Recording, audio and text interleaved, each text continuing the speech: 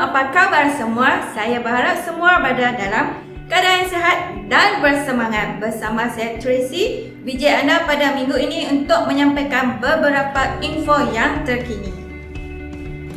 Mari berakar, bertumbuh dan berbuah di dalam Yesus.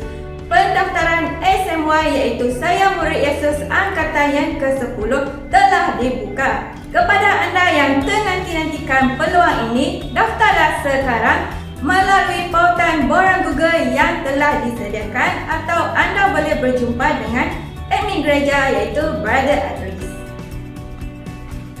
Efesus 6 ayat 1 sehingga 2. Hai anak-anak, taatilah ibu bapamu di dalam Tuhan kerana itulah yang benar.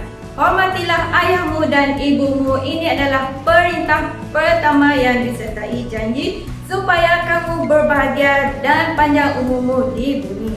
Ibadah raya Parents Day iaitu gabungan Hari Ibu dan Hari Bapa akan diadakan pada 15 Jun iaitu pada hari Ahad. Ibadah ini akan bermula seperti biasa iaitu pada pukul 10.30 pagi di gereja kita.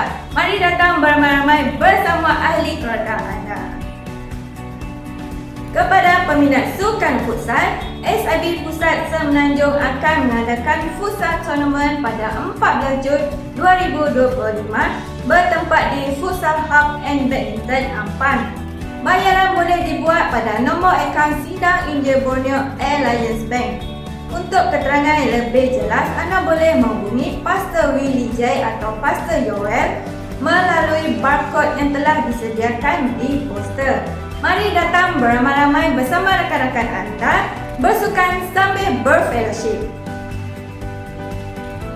Baiklah, sekian saja info-info yang dapat saya kongsikan bersama anda pada minggu ini.